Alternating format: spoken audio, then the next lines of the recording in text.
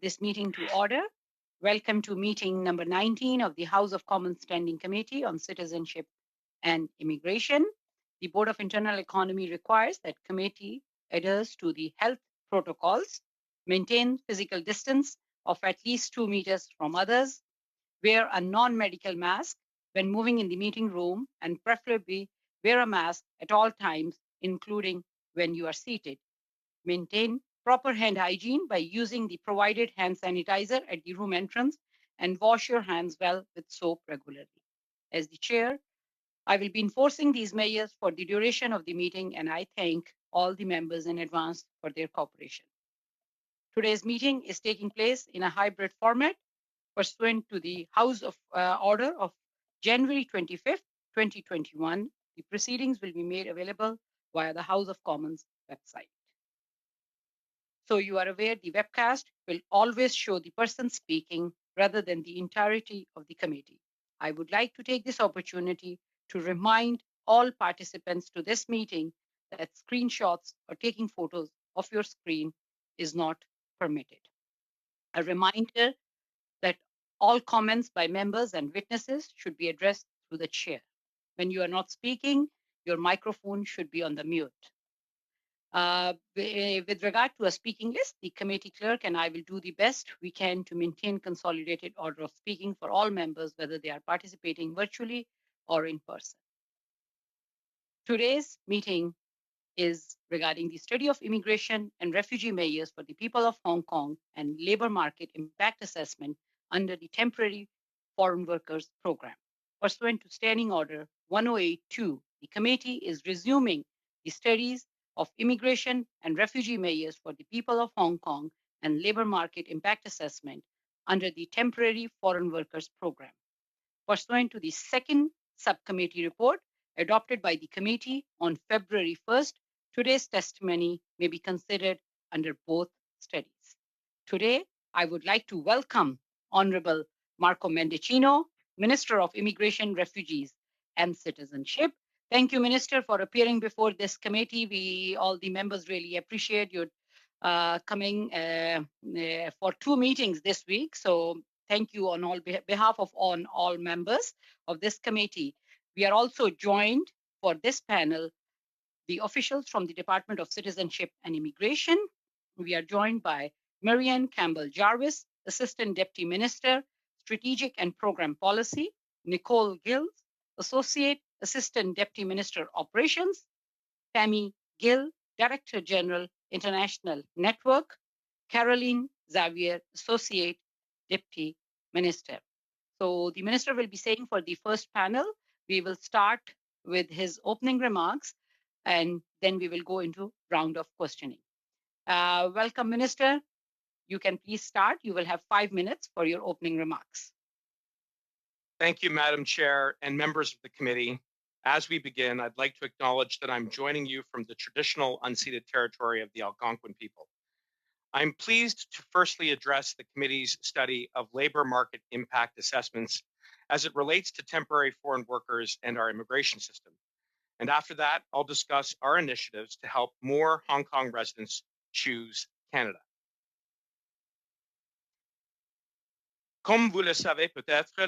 As you are perhaps aware, the Temporary Foreign Workers Program is a program that is based on the demand and interest of employers, which has the purpose of helping Canadian employers access foreign workers to fill labor gaps. It features several streams, including one for the agricultural sector. To hire through the TFW program, an employer must first apply for a labor market impact assessment, which is a key tool to protect Canadians' access to the labor market by ensuring that employers have made reasonable efforts to recruit and hire Canadian workers before trying to hire foreign nationals.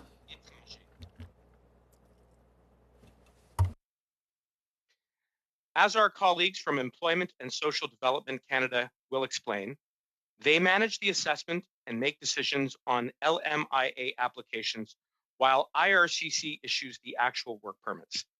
To issue the permit, we need proof of an employer's positive or neutral LMIA, which foreign nationals must submit as part of their work permit applications through the TFW program.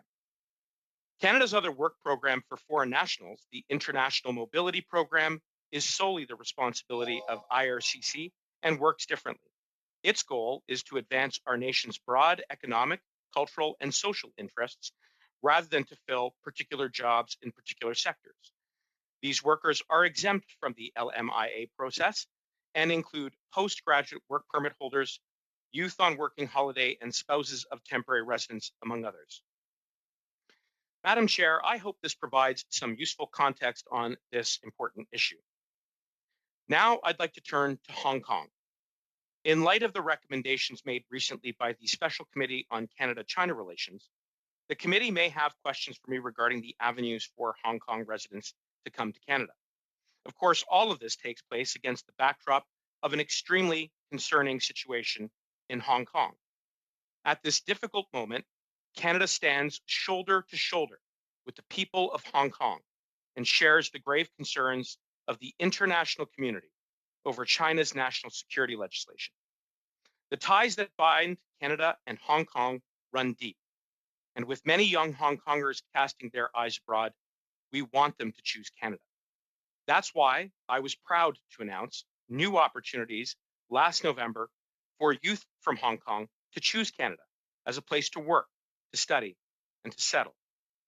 These complement the existing pathways already available to Hong Kong residents, those for economic migration and family reunification, the private sponsorship of refugees program, and the government-assisted refugees program, as well as our world-leading asylum system. This new program provides open work permits for up to 3 years to those who have completed a degree or diploma from a designated Canadian post-secondary institution in the last 5 years, or have an equivalent credential from an overseas institution. Eligible spouses, common law partners, and dependent children may also apply for work or study permits, and applications opened just over a month ago on February 8th.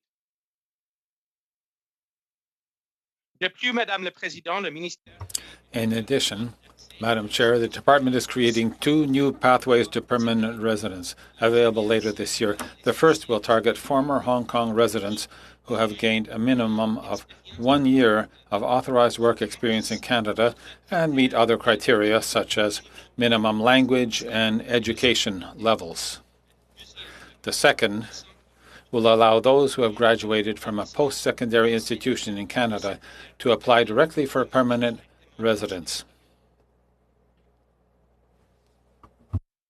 Before moving on, I want to be very clear about one important point.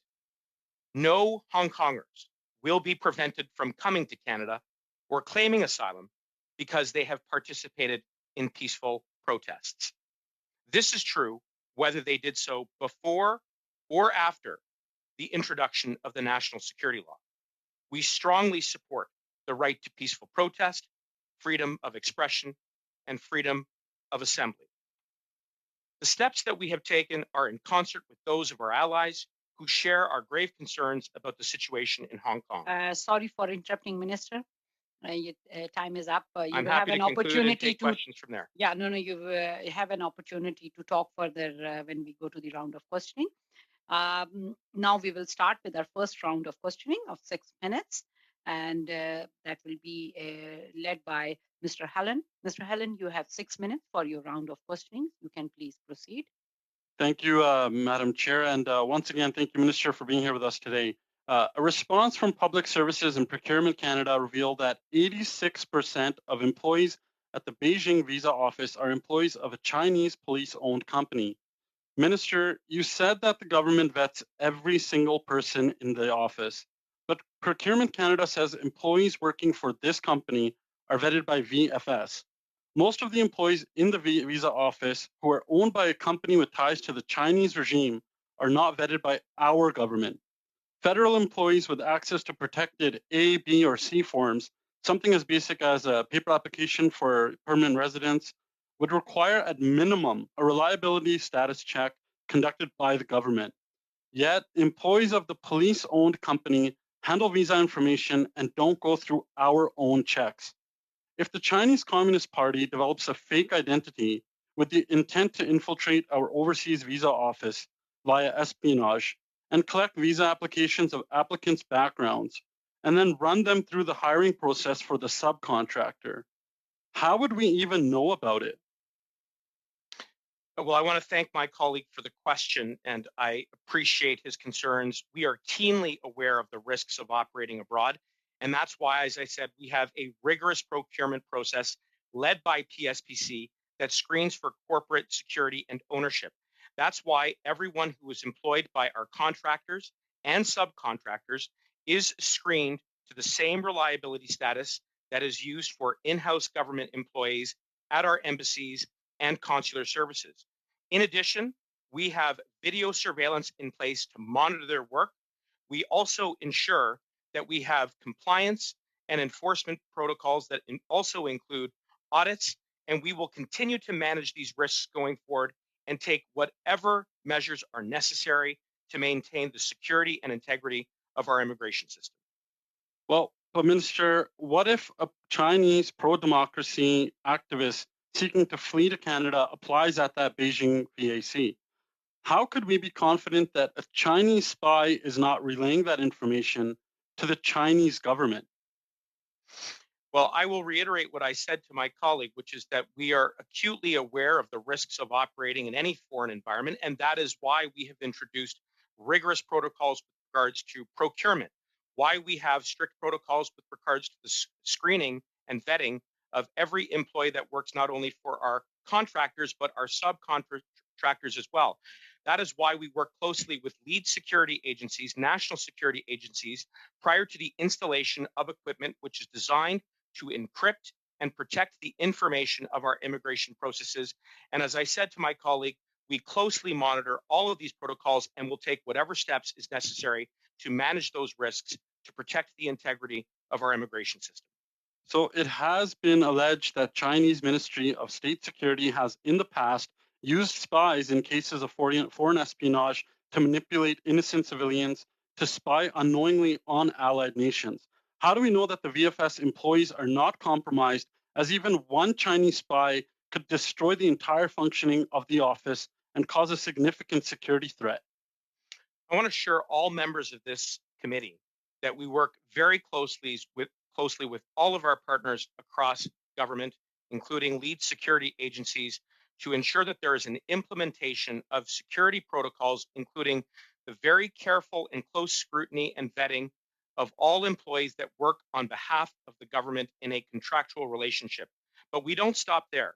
We also continue to monitor the compliance of those contractual arrangements, including security protocols, by conducting periodic audits. And as I pointed out in my last appearance before committee, those audits ensure that we are preserving the integrity of our immigration system. Now, Minister, since that last committee and these reports have come out, have any steps or measures been taken place after that point? Because right now it's very concerning that since that article even came out, we haven't heard of anything that's gone beyond what was done past. Well, as I have said on a number of occasions now, all of the work in managing the risks of operating abroad is ongoing. We undertake that work very carefully with our partners at PSPC, with lead security agents, and indeed with partners across the government. We also ensure compliance with our primary contractor, in this case VFS, as well as the subcontractor who operates in that foreign environment. And we will continue to work with our partners to ensure that there is adherence to those protocols and to assure my colleague, we manage those risks every day. That work is ongoing, and we will take whatever steps are necessary to protect the integrity of our immigration system. Now, Minister, we've been calling for this contract to end, and a former Canadian diplomat to China and security experts have called the same contract to be ended. Will you take the steps to end this contract? 30 seconds. What I can assure my colleague is that we will continue to work across government to protect and to preserve the integrity of our immigration system. 15 seconds you have, Mr. Hallen. I'll just make it quick. The laws maintain that everyone is responsible for state security and that national intelligence institutions can call upon organizations and citizens necessary support. Minister, are you not concerned that a Chinese police-owned company Mr. acting Hallen, under your time is up. acting under the influence of Chinese intelligence? Sorry for interrupting, Mr. Hallen, your time is up. We will come back to you. Now we will move on to Ms. Dillon. Ms. Dillon, you have 6 minutes for your round of questionings. You can please start. You are on mute.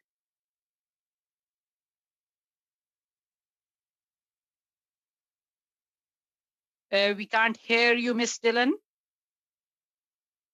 Is that okay? Can you hear me now? Yeah, now I will start. Thank you. Thank you, We hear Madam you. Chair. Okay. Bonjour, Monsieur le Ministre. Good evening, Mr. Minister. It's very pleasant to see you here and to welcome you to our committee today. The first question I have is, the French-speaking community is well established across the country and deserves the same devotion and support so that small communities and French-speaking immigrants may thrive. The government has made a commitment to reach a rate of 4.4% immigration outside of Quebec in that group. Can you provide us, to our committee, an update of the progress achieved by the government in that area?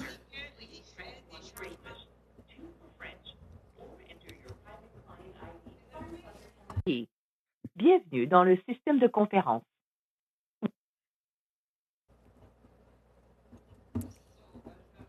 I'll start with my question once again. Can you provide an update to the committee on the progress achieved by the government in this important file, as well as any changes made?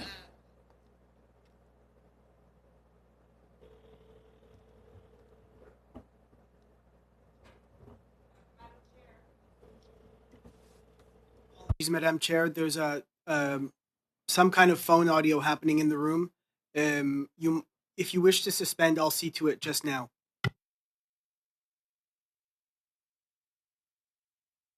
I will suspend for 2 minutes to make sure that this is looked into.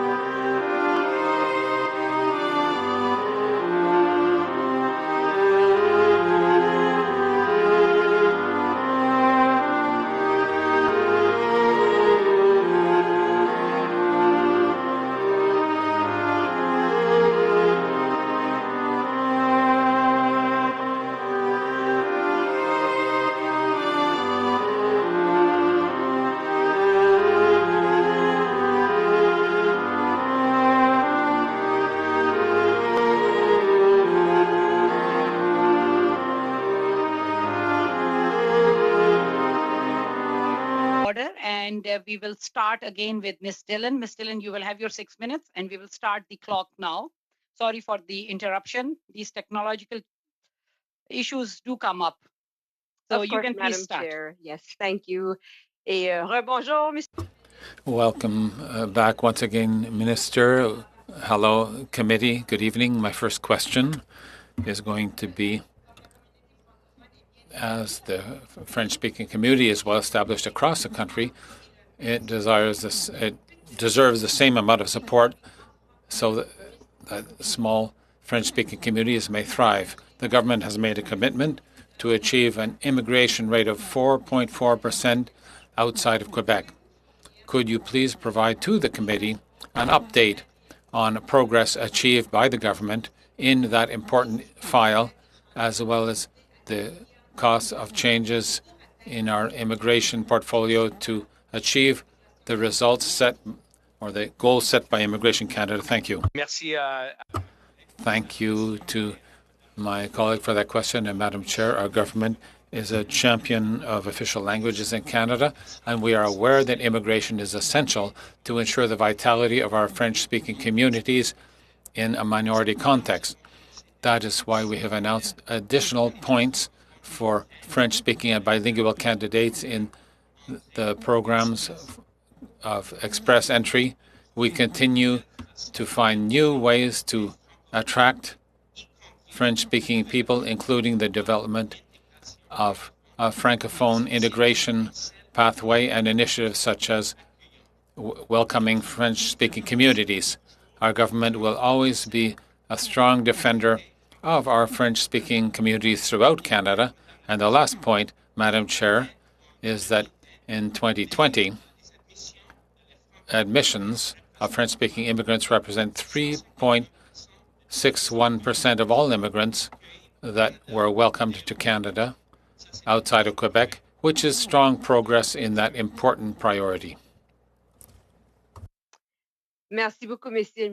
Thank you very much, Minister. My next question.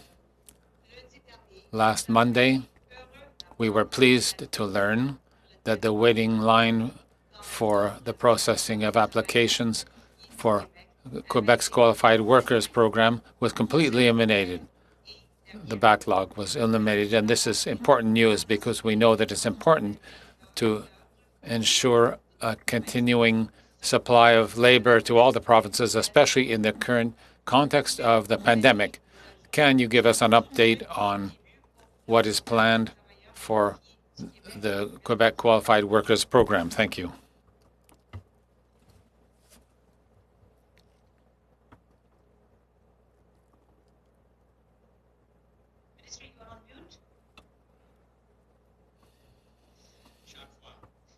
Happens every time. So first of all, I would like to answer that there is a strong feeling of collaboration between our government and the Quebec government in the area of immigration. I know that there is a need in Quebec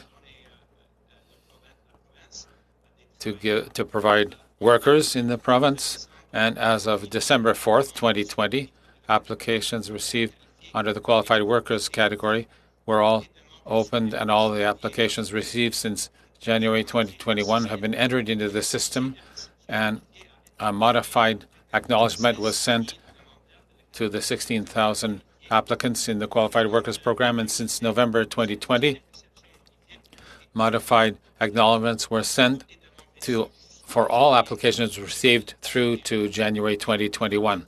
So we will be continuing along with that collaboration with the Quebec government. This is good for the economy and it's good for everyone. And the next question, Minister.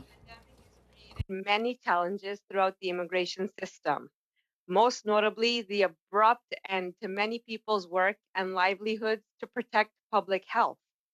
COVID-19 has made it possible for conditions not conducive to labor and workforce mobility, and in many ways has fractured the ability for labor shortages to be addressed quickly.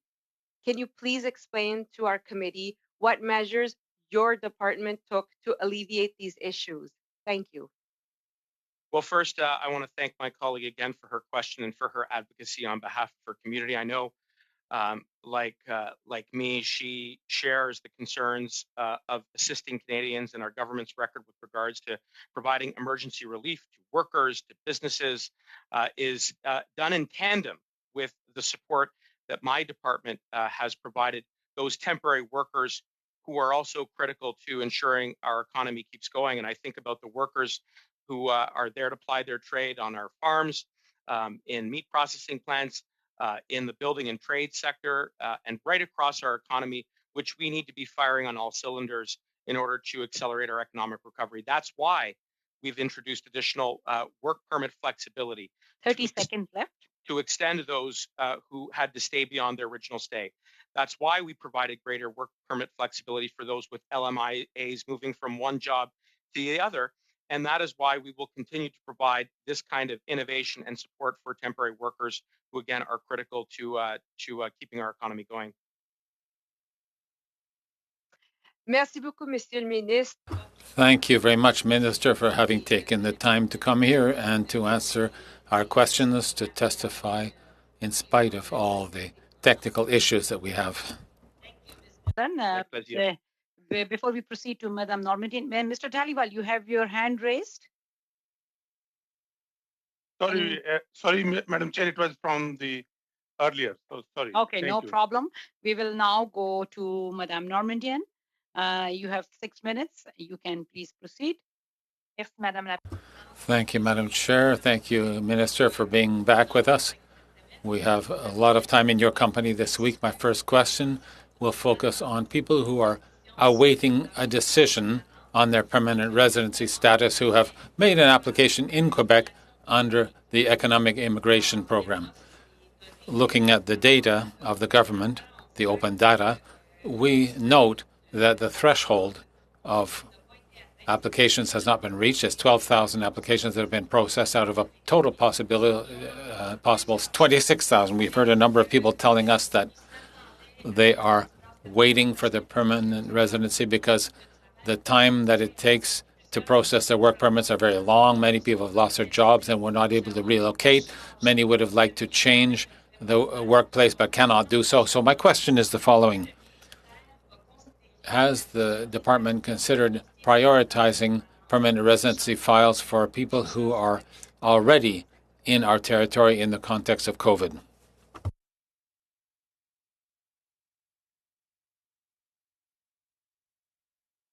Merci pour la question. Thank you for the question, Ms. Normandin. As you are aware, I share your concern to create ways of handling programs to support all workers who want to settle in Canada, to contribute to our economy and to contribute to our social fabric, not only in Quebec but throughout Canada.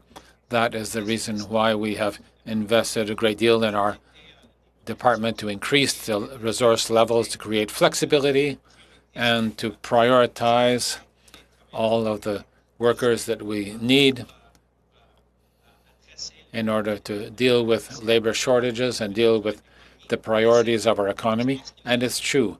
I feel that there is an opportunity in this environment, which is complex with a global pandemic, to take a look at all of the talent and experience of temporary immigrants who are already in Canada and to explore whether there are any possibilities to increase their opportunities to remain as permanent residents.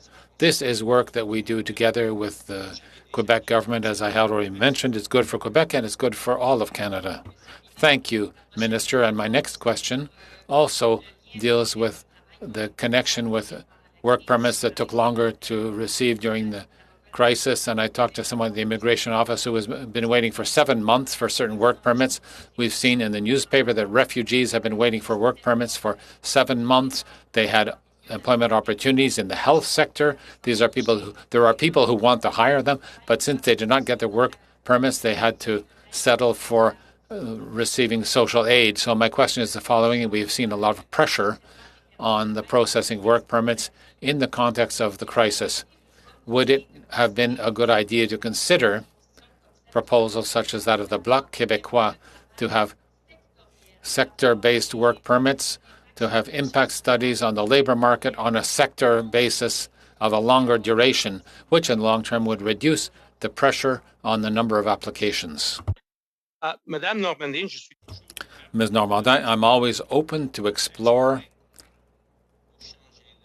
ways of changing. Sorry, I switched languages. Ms. Normandin, I'm always open to your suggestion, but we already have a system in place, I believe, which is truly flexible in order to respond to the labor shortages and the problems of our economy. And this is a system which delivers permits, which is open, and also a system with the LMIA that answers the need for sector-specific levels in our economy. So we need to continue that work. And on the issue of delays, the results this year are quite encouraging. In January, we had 10% more than January the year before that were processed. And in February, we delivered more than 27,000 invitations for new immigrants who are already present, who had work experience within our country, and even in Quebec. In collaboration, we'll continue that important work. Thank you, Minister. And by the way, you don't need to change the language on the Zoom with the new version. Okay. On agricultural workers, a number of agricultural entrepreneurs in our area are starting to worry about health measures that apply to them, because on the government's site, we understand that we have until March 14th, during which they're exempted for hotel, and soon they'll have news as to whether what will be the follow-up to that. It's already March 10th. Can you give us an idea of what we can expect for farm workers and whether there will be any changes requested for the accommodation for farm workers? 30 seconds.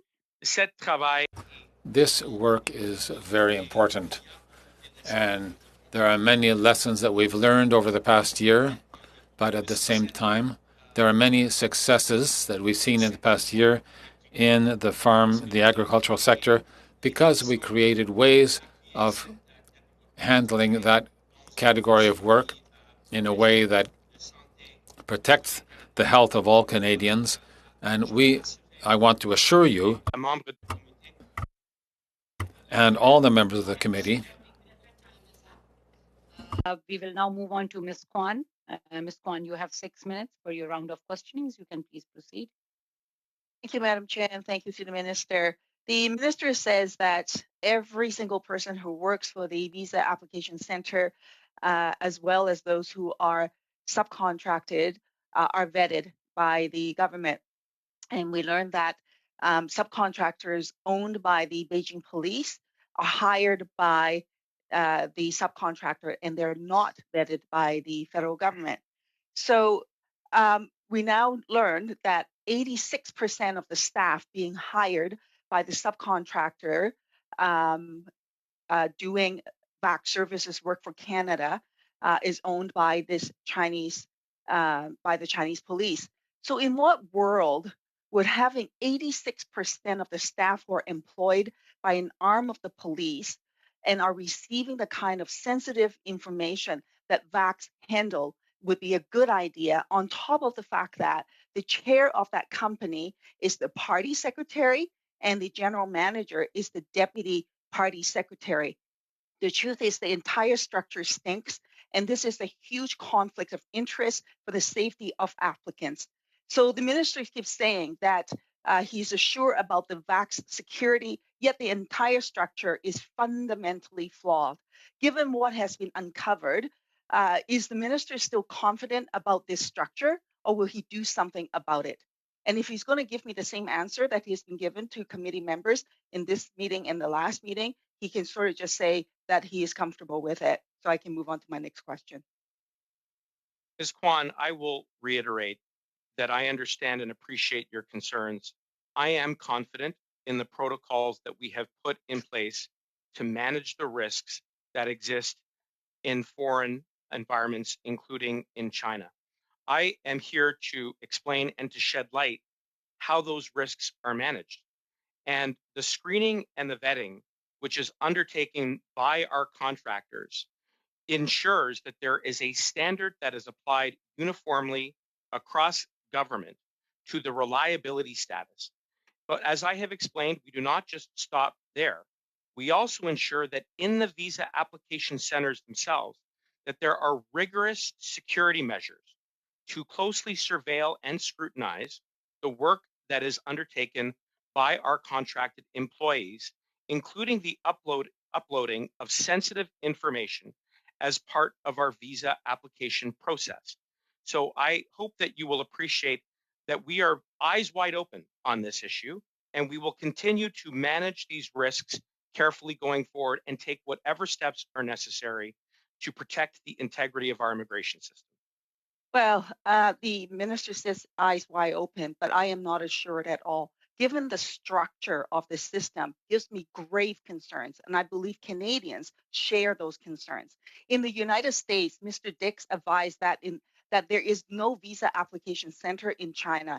He told the committee that they will accept applications directly at diplomatic missions rather than using visa application centers, so that they don't actually have to rely on a company that is hired and operated by the Chinese government. So is the government still considering outsourcing this work? Ms. Kwan, we have an arrangement that is one that other Five Eyes allies partners are also engaged with. And like them, we ensure that there is a very rigorous procurement process led by PSPC, which closely examines corporate security ownership and structure to identify and relate to the issues that you have pointed out. It also requires that there is vetting of the individuals that work on our behalf in the contractual relationship, and we continue to monitor compliance of these contractual arrangements with audits. We will continue to deploy those protocols to protect the integrity of our immigration system. Only if it meets the satisfaction of the CCP, because they approve who gets hired. That is the reality, Minister, and I hope the minister realizes that. On a different issue, the government's approach to the crisis in Hong Kong has so far been economic instead of humanitarian. And in fact, Hong Kongers approved under the new work permit stream first needs to get a job before they are offered and allowed to come to Canada under the current restrictions. New legislation expected to pass in Hong Kong that will allow the government to deny people boarding without providing any reason, and time is going to happen very quickly. So will the minister quickly put in place a refugee stream for the people of Hong Kong who are abroad? Well, I appreciate the question, Ms. Kwan, and as I said last time, I'm open to continuing to work with you on how to put in place the best policies to strengthen the ties between Canada and Hong Kong. And I would simply point out, you're quite right, that when we announced the Hong Kong initiative, that there was an economic focus to attract the young and talented graduates to come and help us with our economy. But I would also point out, that we have in place existing family reunification pathways, and that we introduced two important protections to protect those exercising their right to peaceful protest. Thank you. I know about those, but it's not sufficient. People are stuck abroad and they can't come to Canada. Can the minister confirm that Hong Kongers in the UK would be able to come to Canada to seek refuge, or would that be considered asylum shopping? Ms. Kwan, as I said, we have numerous corridors. In fact, in the last year, we have seen a greater degree of travel from Hong Kong. Sorry for interrupting, Minister. Time is up. We will come back to Ms. Kwan after. Now we will move on to our second round of questioning, and we will start with Mr. Seaback. Mr. Seaback, you have 5 minutes for your round of questionings. You can please proceed. Thank you. Minister, you just stated that you're comfortable with the steps taken to manage the risk. Does that include cybersecurity risks? What I said was that I'm confident in the protocols that we have in place, and we Does that include cybersecurity risks? I was endeavoring to answer your question, Mr. Seaback. So yes, we work with lead national security agencies prior to the installation of equipment to monitor cyber threats. And so would that include CSIS here in Canada? Would they be looking at the cybersecurity risks of these offices? Well, to the best of my knowledge, and this is probably a question best directed at public safety, but the communications security establishment has the remit and the mandate to monitor cyber threats. And so you rely on their advice in this area? Yes. So can you explain why Richard Fadden, who was the former director of CSIS, has stated very clearly, with the setup that we have, I cannot think of a more promising entry point for China's cyber spies. This is a person who has extensive knowledge of the ability of China's cyber spy technology and the systems that would have in place. He served 2 prime ministers, and he is saying very clearly and very directly that this is an entry point for China's cyber spies. Are you agreeing or disagreeing with this assessment? And if he's wrong, how is he wrong? Well, I think embedded in his statement is that all departments have to work together, and I can assure you, Mr. Seaback, that is precisely what we have done in the context of this contractual arrangement. We work with PSPC, we work with lead security agencies, and we will continue to do that to manage the risks. So we have been advised that Huawei technology has been installed there. What is the risk assessment with respect to this technology being hacked by cyber spies? Because Richard Fadden is saying it's a promising entry point, and I would think that's one of them. Well, as I said, we will continue to work very closely with PSPC as well as lead security agencies to vet all of the equipment that we use in our visa application centers. We closely monitor the operations of that equipment. And I would just add a detail in that once visa application information is uploaded from the visa application center to a government system, which is stored here, that information is erased. So erased, I beg your pardon. So that is one of the many ways in which we protect the integrity of our systems. Can you hazard a guess as to why someone with so much experience in cyber spying would make such a bold statement as to saying that this represents a very promising entry point for China's cyber spies, which is in direct contradiction to what you're trying to say to members of this committee? I don't believe that it is, but more to the point, it is not for me to speak to the state of mind of Mr. Fadden or anyone else. I am here, on the other hand, to shed light on how we screen and vet our personnel, our equipment, and our procurement process, and I have laid that out with some specifics.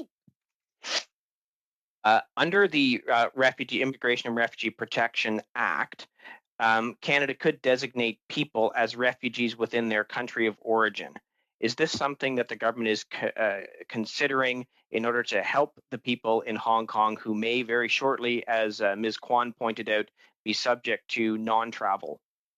Well, Mr. Seaback, I appreciate your question very much, and it does allow me to indicate that we've put in place 2 new protections to offer some safeguards for those exercising their right to peaceful protest coming from Hong Kong. We have an asylum system that is revered around the world. Those who come will have their claims heard by experienced jurists, and where those claims have merit, they will be permitted to stay in Canada. That wasn't my question. I was asking if you were considering actually using the powers under the IRPA to designate people as refugees within their country as part of a source country class. Is this something you're considering doing, yes or no? Mr. Seaback, as I said to Ms. Kwan, our government will keep our eyes open to options. Our fundamental objective here by announcing this initiative was to create stronger people-to-people ties with economic opportunities, but also to add protections to those exercising their right to a peaceful protest in that part of the world. Okay, well, I'm trying to get a yes or no answer, but I don't think I'm going to do that. Will you actually consider reintroducing this program? There was a program like this up until 2011. Would you consider redoing this program for Hong Kong? Why or why not? If you could answer that directly. Well, in fact, that is not a yes or no question, but I will still endeavor to answer it. Sorry for interrupting, Minister. Time is up. We will have to move to the next member. Before I go, just want to remind everyone that when you are not speaking, your microphone should be on the mute. And another reminder that all comments by members and witnesses should be addressed through the chair. Thank you. We will now proceed to Mr. Dhaliwal. Mr. Dhaliwal, you have 5 minutes. You can please proceed. Thank you, Madam Chair. Madam Chair, the way Minister is doing all these reforms, if we continue to do those over the next few years, if I ever decide to retire politics, I might be able to write a book on him. But Minister, getting back to Canada, Boston Consulting Group over the last little while has done a survey of 200,000 people across 190 nations. Canada has been number one destination and the number one desirable place to come to work. Minister, could you please tell us what are some of the reforms that you're bringing in to invigorate our societies and our economies through immigration? Well, once again, thank you, Mr. Dhaliwal, for your question and for your passionate advocacy in the area of immigration. I know that we are often in touch, and you are a great champion for your community, but also because I firmly believe that you appreciate the opportunities that immigration affords. I am the son of an immigrant family. I am not so far removed from what it means to come to Canada and to build that next chapter of one's life and to take full advantage of the opportunities that are here in Canada. And I only pause to underline that because that is the core value that underpins our immigration plan for 2021 and beyond. It's a plan that believes that we will accelerate our economic recovery by continuing to grow through immigration. And as I've laid out before, the many innovations which we have introduced in this past year are about creating new pathways, not only for those that are abroad, and I recognize that we continue to operate in a very complex environment. We are not out of the pandemic yet. I do look forward to that moment when we can get back to life as normal, as I'm sure we all do, but equally to look at the domestic temporary talent pools that are already in Canada, the workers, the international students who are already here contributing, for example, in the healthcare sector.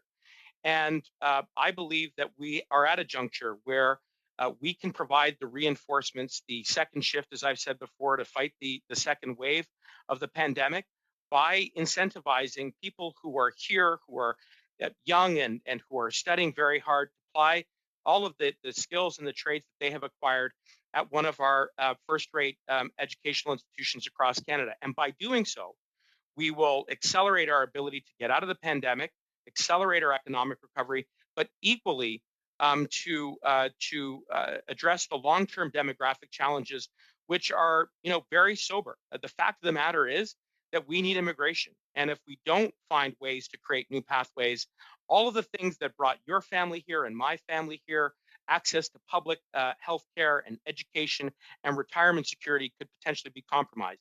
We don't want that. And our plan aims to preserve those values. And that's why going forward, I am optimistic that Canada will continue to be a top destination of choice for newcomers. Madam Chair, I'm coming back to the international students. When I talk to them over the last few months, they are very happy and they have greatly benefited from the support that Prime Minister has provided to the international student when it comes to CERB. And also when it comes to the immigration reforms by the minister, they are very happy about the reform, some of the reforms that the minister brought forward. And moving forward, even though minister has mentioned some of the things that he have done, and my intention is for him to tell us what are some of the innovations that he is bringing in that the international students' education will be a number one and a model of the world here in Canada. Well, the International Student Program is a great driver of our economy. And as I have indicated to the committee before, in a typical year, we see over $21 billion contributed to our economy. But it's not just about the economy. I mean, each and every one of the international students who come to Canada to take up an education also adds to our social fabric. So the innovations in that program that we've introduced have allowed international students to start their classes online abroad without any penalty to taking up work after they graduate. And by introducing those twin innovations, we've kept the corridor open. We are seeing international students come, but they're coming in a manner that is safe and orderly, and that will be good for them. It'll be good for our economy. It'll be good for Canada. Okay, thank you. We will now proceed to Madame Normandian. Madame Normandian, you have 2.5 minutes for your round of questionings. You can please start. Thank you, Madam Chair. I'll follow up on the Minister's answer earlier about the openness to the revising of some programs to facilitate work for employers who need a labor force, because even during the crisis there was a lot of unemployment, but in spite of that there's a shortage of labor. In previous reports of the Immigration Committee, it was suggested that we set up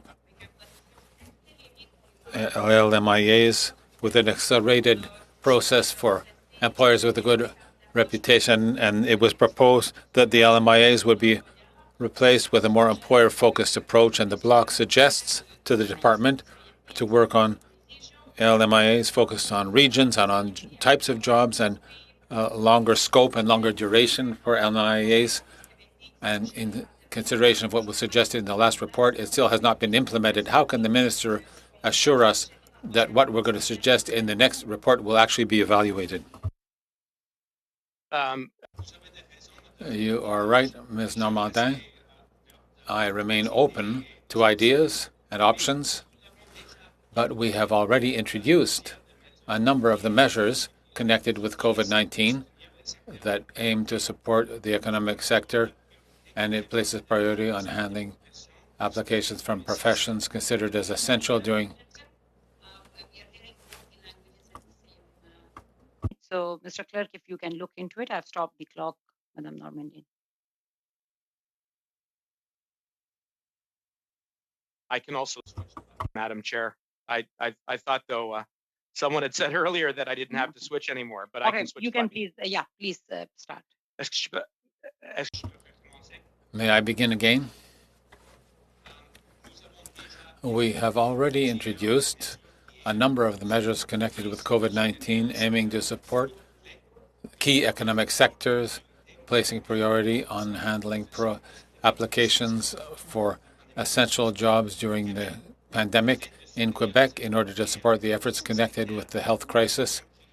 The program prioritizes minimum requirements for the recruitment of certain health sector professions, and during 2020 in the seasonal farm workers program, employers could apply for an extension of the duration of employment beyond the 8 months, and in the PTAS and the agricultural sector of it, employers have a certain amount of flexibility to present inspection reports for the accommodations when the competent authority is not it's in connection with the inspection of these areas. So these are some of the innovations in this important priority.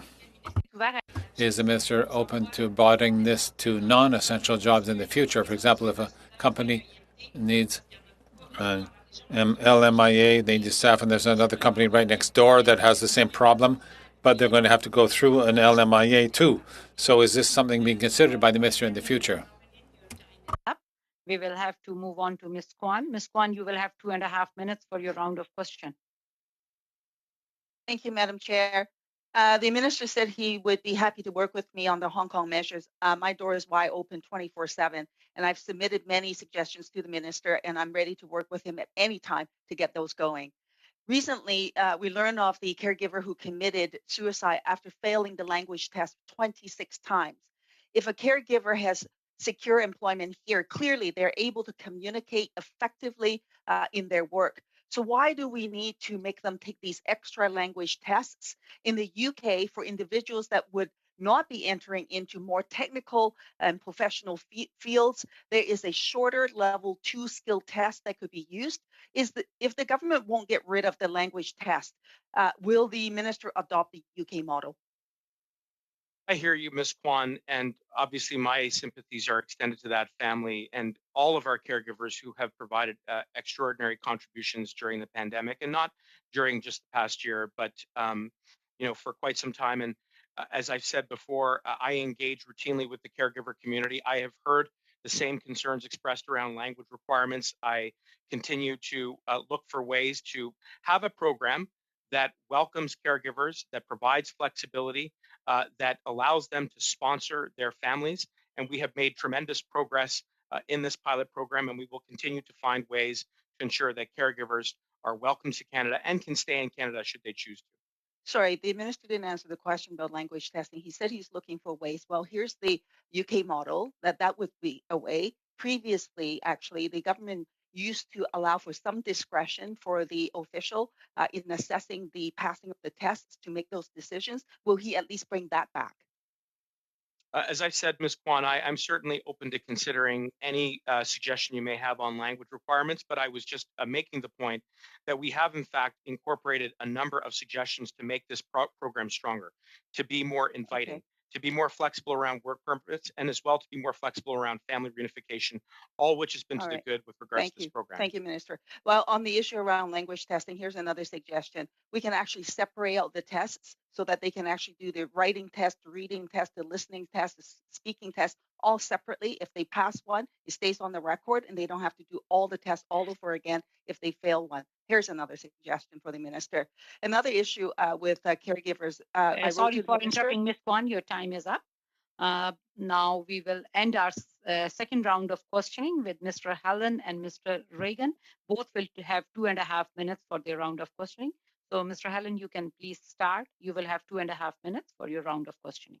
Thank you, Madam Chair. Minister, around 300,000 Canadians live in Hong Kong. Many of them are dual nationals.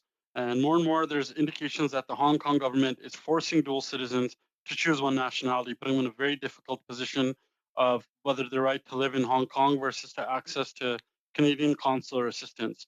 What is the government doing to ensure that Canadian citizens maintain the right to access consular services? Well, I will take you back to the evidence that has been offered by our Consul General in Hong Kong, who says that they stand at the ready to provide support for those who wish to travel to Canada. And as proof of that, we have seen the numbers of people coming from Hong Kong traveling to Canada increase in the past year in the worker category and in the student permit category. This is in addition to the existing pathways that we have, as well as the historic initiative, the Hong Kong initiative, which I introduced last fall, which also included protections for those exercising their right to peaceful protest, Mr. Hallen. So we will continue this work in close concert with our officials on the ground in Hong Kong.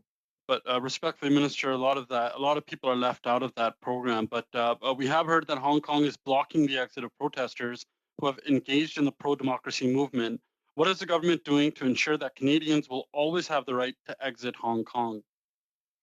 Well, first, Mr. Hallan, Canadians do enjoy a right of return to Canada, and they are able to exercise that right, obviously subject to the travel restrictions whenever they wish. But my point to you is that for everyone else who wishes to travel to Canada, we have introduced additional protections for those exercising their rights, and we will continue to work very closely with our partners in that region to ensure that they can come to Canada should they so choose to. Now, if travel documents of a Hong Kong resident is seized and is seeking to flee to Canada, what options do they have? Well, our consular officials are there to provide assistance, and they do so with the utmost professionalism. And again, I would take you back to the evidence offered by our Consul General in Hong Kong. But in addition to that, we have exceptional public servants who are working across a range of departments, not only in public safety, but in my department at IRCC, which also has a presence there. And it allows me the opportunity to shine a light on the fact that they are able to facilitate the travel of more people in the last year coming from Hong Kong to Canada, whether to work, whether to be reunited with their families, Sorry whether for to interrupting, Minister. study. Time. And that is Sorry proof for of our interrupting. progress. Time is up. We will now end our first panel with Mr. Reagan. Mr. Reagan, you have 2.5 minutes for your round of questionings. You can please start. Thank you very much, Madam Chair. Minister, we've heard a fair bit about how Canada has responded to historical examples of the Chinese government's behavior towards its citizens, and it's brought up the comparison to what the government has done now with regard to the immigration measures for the people of Hong Kong. Can you tell us what's happening throughout the immigration system to facilitate safe relocation for people from Hong Kong? And has the Canadian government ever implemented a suite of measures like this in the past? And also, can you tell us about why, in your view, it was so important to make sure there were so many pathways and safeguards? Well, it was important because the situation in Hong Kong is gravely concerning, as we have said on a number of occasions, and that is why we have taken a very principled stand with regards to that situation. And it is one of the reasons why we have created more pathways than ever. This is an unprecedented moment for us. We recognize the importance of standing shoulder to shoulder with the people of Hong Kong.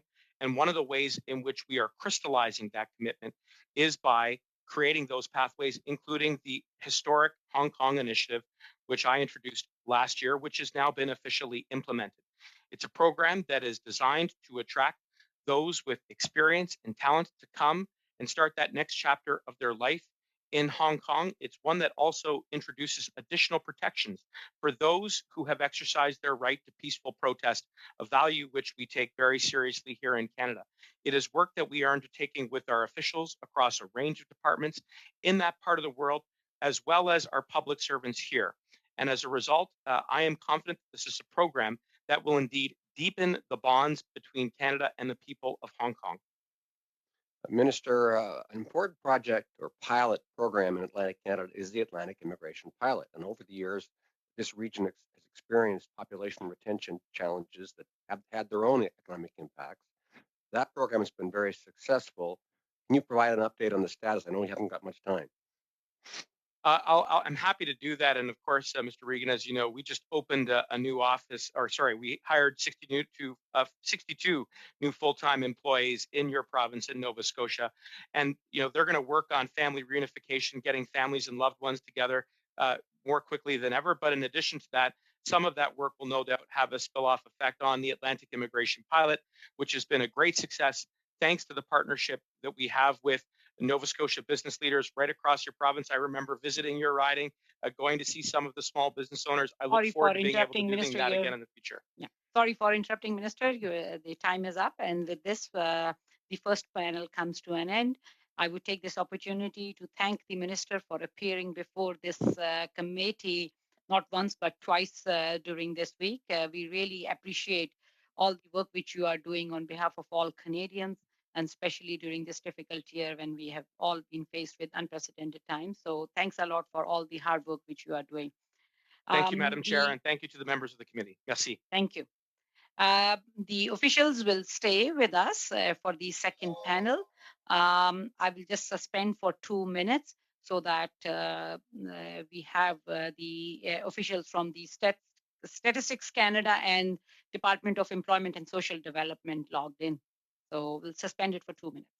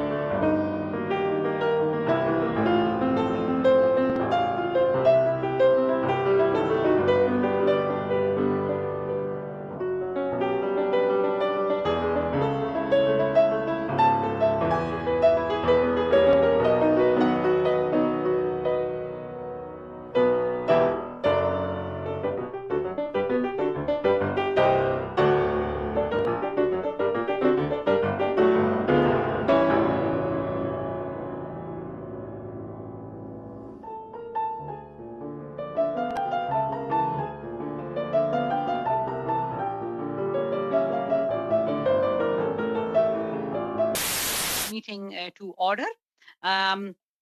In this panel, we would be hearing from Statistics Canada and also Department of Employment and Social Development. I would like to welcome from Statistics Canada, Madame Jose Buyen, Director General, Labor Market Education and Socio-Economic Well-Being.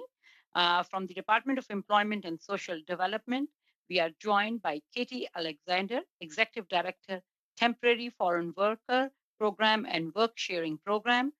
We are also joined by Philippe Messet, Director General, Temporary Foreign Worker Program, Skills and Employment Branch, and also by Carolyn Harris, Acting Director General, Temporary Foreign Workers Program, Integrity Services Branch. And the officials from IRCC, including Marianne Campbell-Jarvis, Nicole Gills, Tammy Gill, and Caroline Xavier are also joined by us. So we will start with Statistics Canada. Madame Buyen, you will have 5 minutes for your opening remarks. You can please proceed. Madame la Présidente. Madam Chair, committee members, thank you for allowing me to make some key observations today regarding the Canadian labour market and more particularly on the evolution of requirements of labour in Canada since the pandemic. The main source of information that Statistics Canada has to measure the labour demand in a detailed way is the survey of open jobs, and the unfilled jobs have been studied to provide a more rapid picture of the recruitment efforts of employers. And in December, there were 478,000 vacant jobs in Canada. A more detailed analysis of vacant jobs on a quarterly basis by profession and by provincial geography will be made available on March 23, 2021 on the Statistics Canada site. When we examine these data, we observe that this fall, the rate of open jobs, in other words, the number of vacant jobs as a proportion of all vacant and occupied jobs, was essentially the same as before the pandemic. The rate of vacant jobs was 3% in December, and then afterwards 3.3% in November and 3.5% in October, based on our seasonally unadjusted data.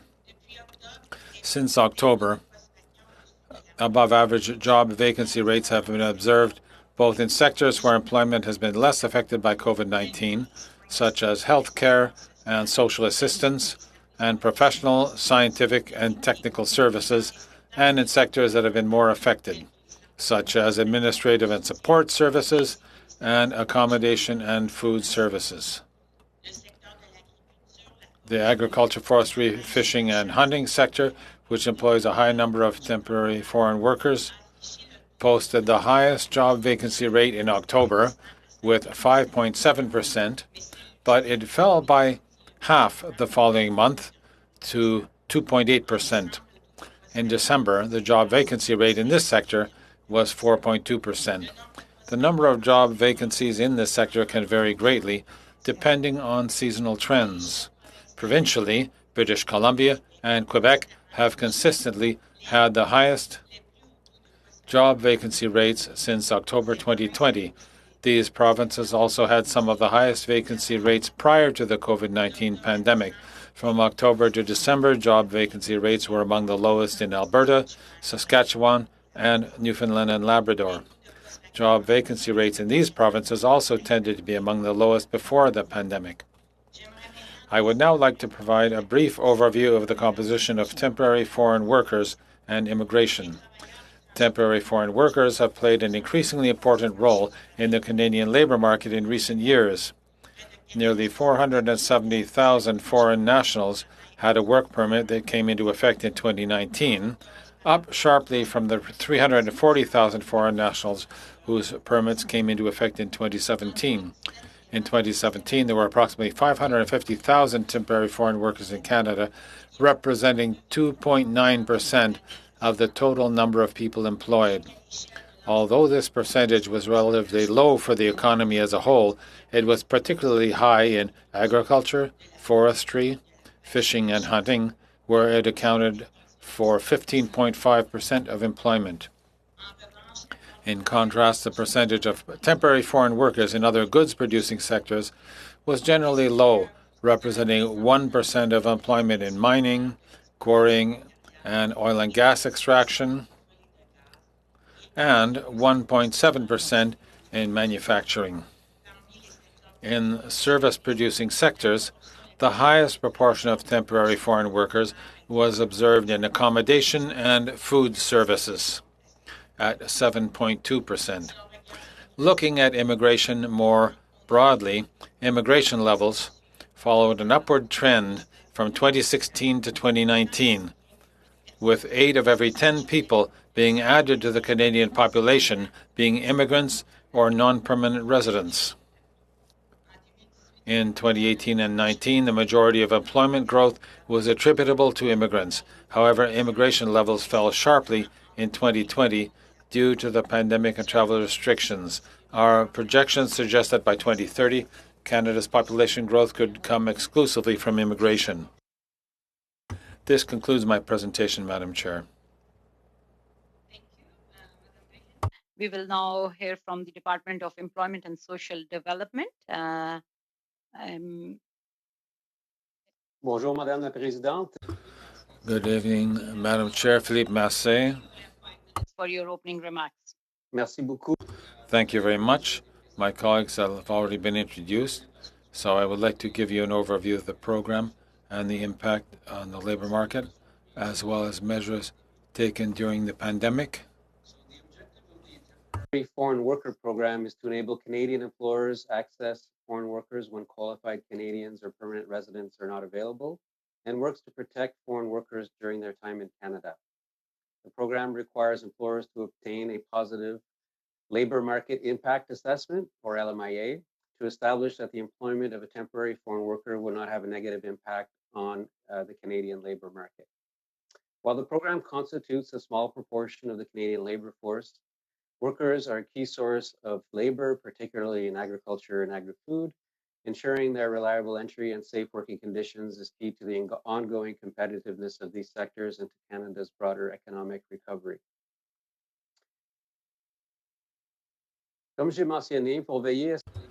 As I mentioned, to ensure that Canadians and permanent residents continue to have access to job opportunities, employers have to present an LMIA application before hiring workers. Service Canada reviews LMIA applications. Hold the mic closer to your mouth because the interpreters are having a little bit issue hearing. Thank you. Apologies. So Service Canada reviews LMI applications to ensure that employers and job offers are genuine and that employers have complied with the program rules and applicable labor laws. Applications are also assessed against a number of labor market factors to ensure that the hiring of temporary foreign workers will not have a negative impact on the Canadian labor market. Among these factors, employers are required to demonstrate that they have advertised to and recruited Canadians, for example, through common online platforms like Canada's Job Bank. This includes targeted efforts to reach out to underrepresented groups who may be underemployed in the labor market. Regime supported by inspections which serve to protect foreign workers from abuse and exploitation, and to protect the integrity of the Canadian labor market by verifying that employers comply with program rules. Penalties for non-compliance include fines ranging from $500 to a maximum of $100,000 per violation and $1 million per year.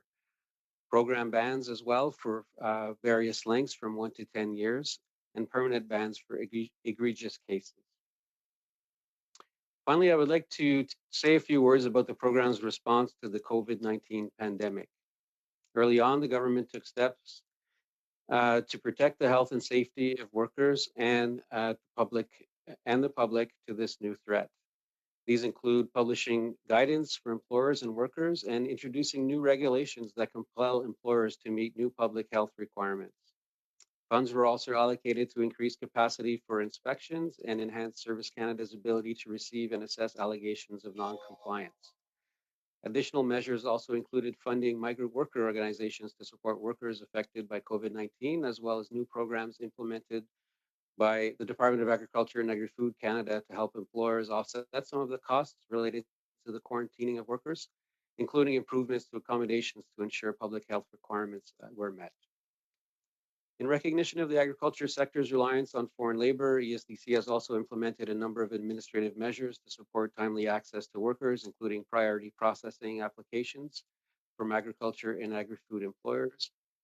Conversely, we have stopped processing applications for select occupations and industries where the pandemic caused significant unemployment, such as hospitality and food service sectors, to ensure that Canadians are considered first for those jobs. Lastly, the government launched consultations last fall with provinces and territories and program stakeholders to establish accommodation requirements for employers who hire workers, who hire temporary foreign workers, focusing on ensuring better living conditions for workers. And we're reviewing the input of that and we'll be informing on next steps shortly. And we're, of course, continuing to work with provinces and program partners to continue strengthening our approaches to the pandemic. Alors, nous continuons de surveiller la situation. So we continue to watch the economic situation and the pandemic and adapt the program for employers, Canadian workers, and temporary foreign workers. So I'll be pleased to answer your questions. Thank you. Thank you, Mr. Messe. Thanks to the witnesses for their opening remarks. We will now move to our round of questioning. We will start our first round of questioning with Mr. Hallen. Mr. Hallen, you will have 6 minutes for your round of questions. You can please proceed. Thank you, Madam Chair, and thank you to all the officials and witnesses for being here with us today. I'll start off with talking about Hong Kong. What is the current processing time for individuals from Hong Kong who are seeking to make use of the IRCC's special immigration measures? Madam Chair, good evening, everybody. Thank you for the question to the member. I just want to advise that we lost connection for a few minutes, so we are now all back. So if we missed something, our apologies. So with regards to Hong Kong, as was mentioned, we are doing all that is necessary to ensure that there's people that have access to be able to come to Canada, as outlined by the minister, with regards to the existing pathways that exist, as well as the additional pathways that are being added. And with regards to the processing times specifically, I will ask my colleague, Dr. Giles, to be able to give you a little bit more detail with that. Thank you very much for the question. So with the processing times, I think it's important to highlight from the outset that we have prioritized the processing of all applications from Hong Kong. So the way that it normally works is that it's a first in, first out process. So the first application, the process is that as an application comes in, it goes into the queue and then it's processed accordingly. What we're doing is that we are prioritizing all the applications that are coming in from Hong Kong, and we have set up our systems so that our officers are able to identify those applications in the system to pull them out. In terms of the exact processing times, it does depend on the type of permit that is being applied for. And the type of measure that is associated with it. Thank you. And along those lines, what is the current processing time of the specific refugee resettlement applications for individuals from Hong Kong for that specific resettlement application? Thank you very much.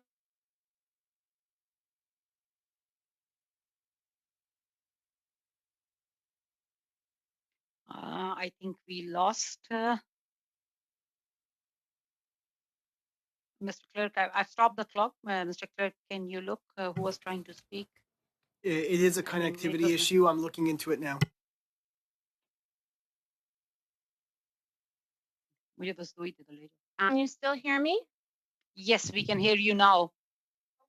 Okay, thank you. We are getting messages, as the associate said, that our connection is unstable. So our sincere apologies. We do have our IT here trying to remedy it. Can you still hear me? Yes, we can hear you. Not a problem. You can resume. I will start the clock again. Okay, thank you. Thank you very much. So currently we do not have any refugee applications in our inventory right now for individuals from Hong Kong. Thank you very much. Is there any idea of how long that processing time would take for that refugee resettlement application right now, if there were any?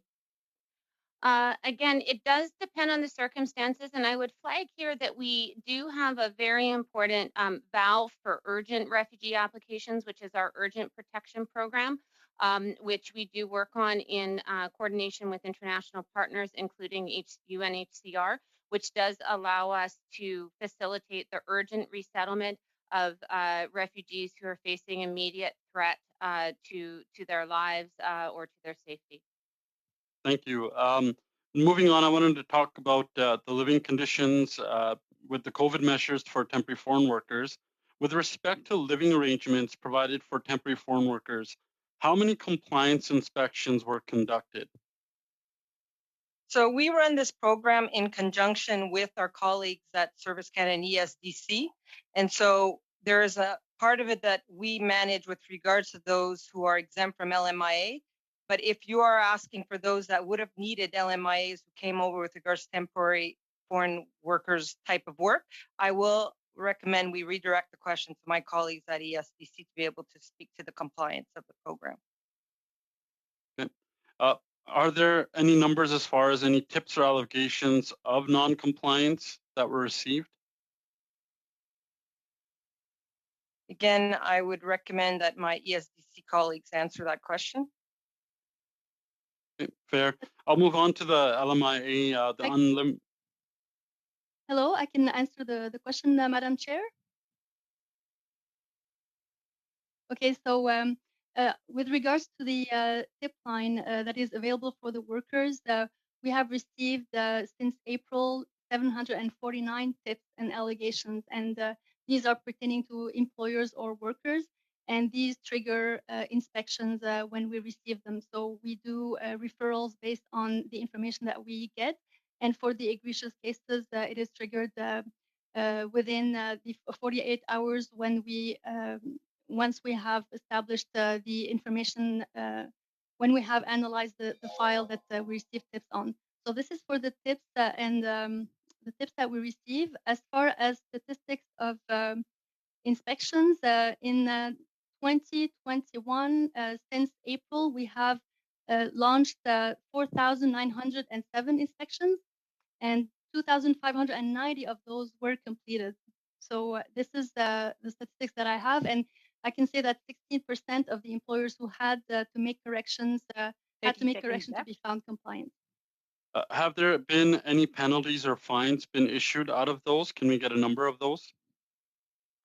Yes, there has been penalties issued. There has been 27 cases of non-compliant that were issued, and 2 of them were COVID related. And there's a one permanent ban. Okay. Do we have a breakdown? Can we get a breakdown of what industry those were? Mr. Helen, your time is up. I will request the officials if they can provide those numbers in writing if they can. Thank you. We will now proceed to Madame Martinez Ferreira. Madame Martinez Ferreira, you have 6 minutes for your round of questionings. You can please start. Merci, Madame la Présidente. Merci. Thank you, Madam Chair. And thank you to our witnesses for being here this evening. I found it interesting earlier, I think it was Ms. Bégin who said that the rate of job vacancy was essentially the same as before the pandemic. So my question would be, can you give us the trends in the labor shortage since the beginning of the pandemic and look into what areas saw change and how we could have new approaches or keep what we were doing before about how we can be more specific in the country for places in the country that need perhaps a specific or particular innovative approach with regard to immigration measures that we can bring in order to fill those vacant jobs and, in fact, better serve those communities that need it and obtain the necessary labor. I assume the question is for Ms. Bégin. So, yes, okay, well, you're with ISDC. I'm with Statistics Canada. so I can talk about the more detailed picture, and then after that, my colleagues from IRCC or DSC can continue. So in my presentation, I focused mainly on job vacancies beginning in October through December, because starting at the beginning of the pandemic, activities of Statistics Canada focused mainly on programs essential to our mission at Statistics Canada. For example, the inquiry on the active population, and for this investigation, which is a way of measuring the shortage of labor and job vacancies, that investigation was not done from April through September. That survey was not done. So the data I gave you were only from October through December. I could provide you with more information, more detailed information on unemployment rates by region and employment rates as well. And at the end of March, we'll provide information that is more detailed based on the survey of wages and job vacancies, which goes into more detail also on the skills being sought for vacant jobs, as well as on a region-by-region basis or industry-by-industry, if you think it could be worthwhile for your analysis. I could provide that to you afterwards, but it will be in late March only. Thank you. And before giving the floor to IRCC or ESDC, why do you maintain the 10% rate for foreign workers as being the portion of labor used for workers in Quebec, and why is it necessary to keep that rate there, and why, can you explain why it's still leveled out? I'll ask my colleagues from DSC who are better positioned to answer the question. Yes, thank you for the question. Just a clarification, there are some limits on the percentage of workers that can be employed in certain sectors, especially where pay is lower. The limit is 20%. However, there was a limit that was brought down to 10% in 1994. So there's some employers that are at 20% and others are at 10%. And the new measure was brought in. Then employers that were previously at 20% were affected. This is a measure that we're looking at attentively. We know about some of the demands that have been put forward. Of course, the pandemic had a lot of effects.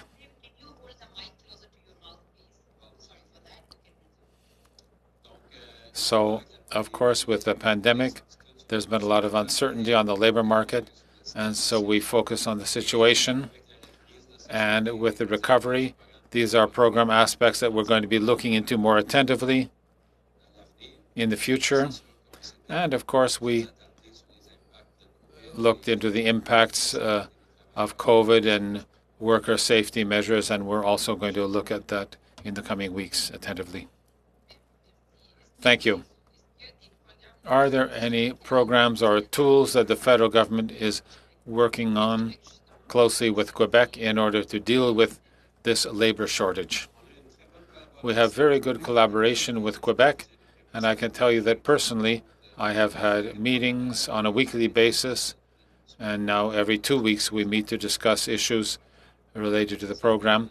Of course, our current intent is focused a great deal on, our attention is now focused a great deal on farm workers' conditions they continue to arrive, and that's the focus. And we continue discussions on measures to be taken for the future. So we should note that for those sectors that are affected, we've also brought in measures during the pandemic at the beginning in order to facilitate access, in particular prioritization of applications and also increase the duration of jobs. So there is a certain facilitation, and of course the limits affect a number of sectors, not only the agricultural sector, so we'll look at that in collaboration with the provinces and of course with Quebec when the situation of the economy improves. So hopefully that will be the case shortly. Thank you. We will now proceed to Madame Normandian Madame Normandian, you will have 6 minutes for your questions. Please start. Thank you, Madam Chair. Thank you to the witnesses who have shed important light on the shift in the situation. I have a question about to set the stage, perhaps from Ms. Bégin. To begin with, my first question is, I would like to know whether the senior officials testifying here today agree with the principle that despite the fact that we've observed an increase in the unemployment rate during COVID, nevertheless, there does remain a labor shortage in certain specific sectors.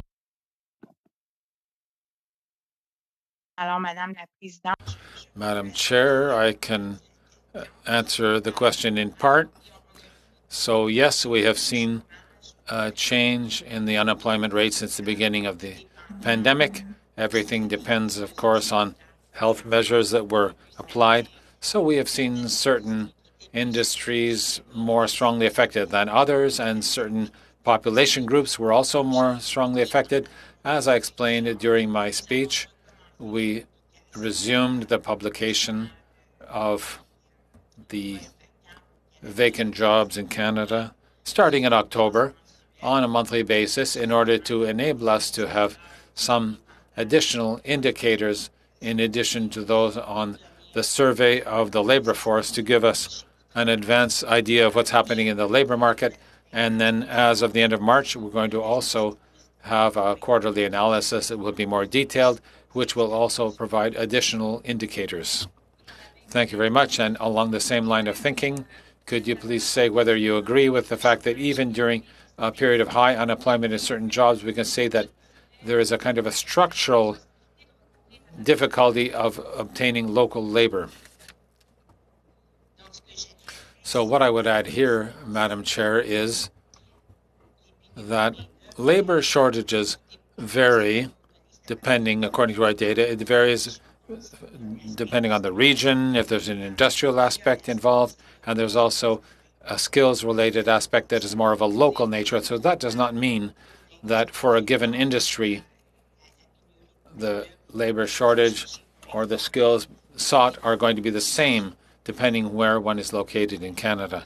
Thank you very much. And this brings me to my next question, which is connected with the impact studies on the labor market. We know that the impact study on the labor market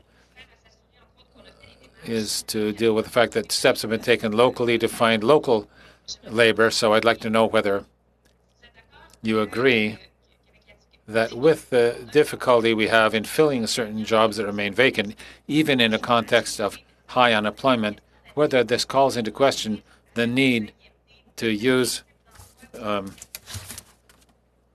LMIAs for certain regions or for certain sectors. I'll refer that question to some of my colleagues here. Well, I can just tell you that the process of the LMIA, which is DSC's responsibility, it has to be followed and requires certain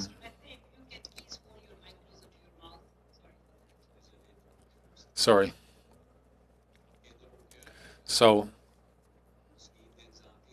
to exempt certain occupations, it's not up to our department, but in our case, of course, we provide, well, there's no barrier to employers for this program to get access. Generally, we don't limit it. There are certain limits that apply in certain sectors of food, hospitality,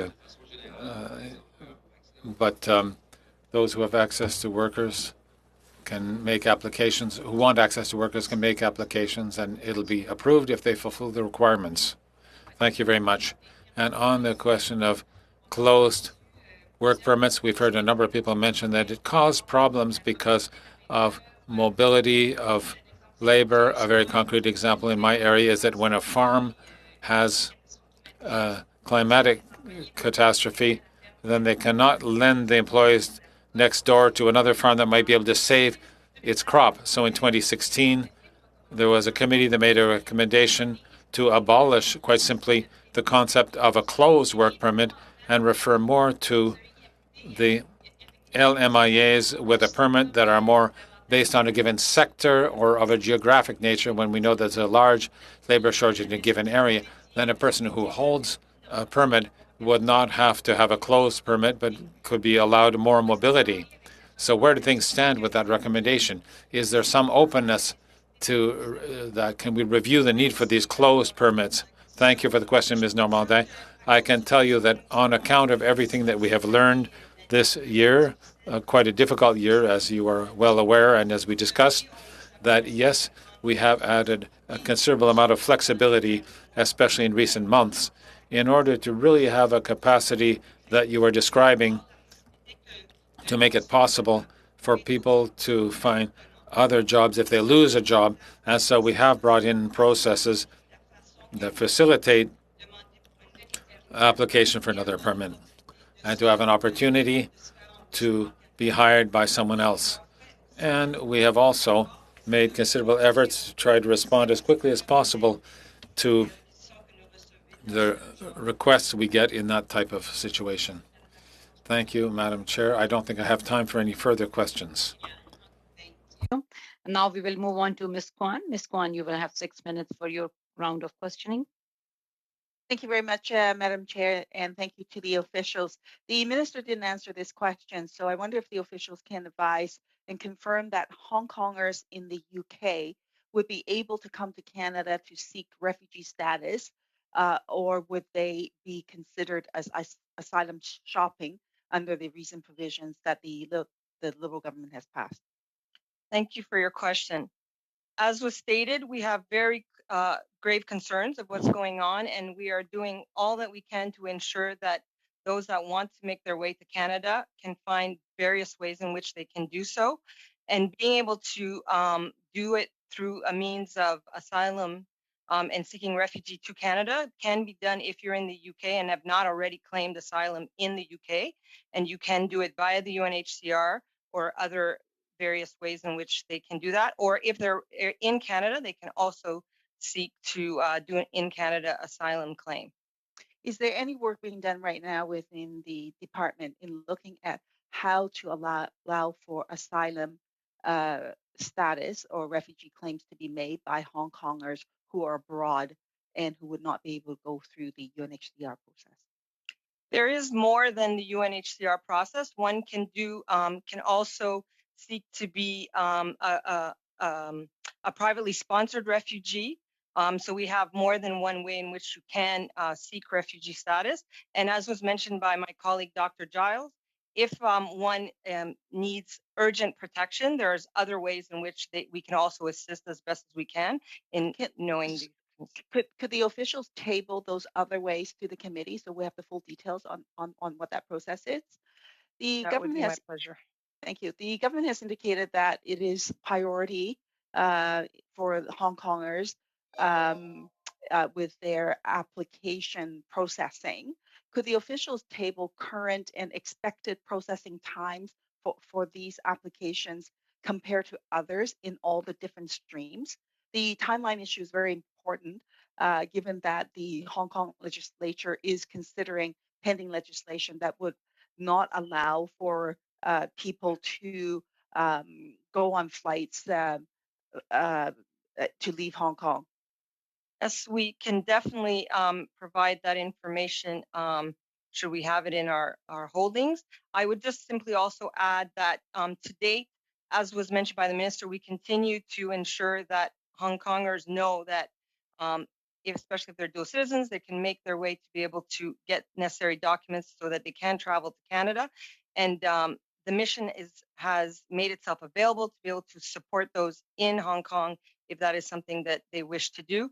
And I would add also that, as was mentioned, we continue to do what we can to process things as quickly and effectively as possible. But we have not seen, though, I just wanted to mention, an uptake on people asking us for additional citizenship documents at this point in time. The minister said that he's been looking at the language test issue for caregivers. What work is being done by the department at this time on this issue, and have officials looked into the feasibility of counting the COVID interrupted time towards their 24-month work requirements under the caregiver pilots and the issue of caregivers' children aging out?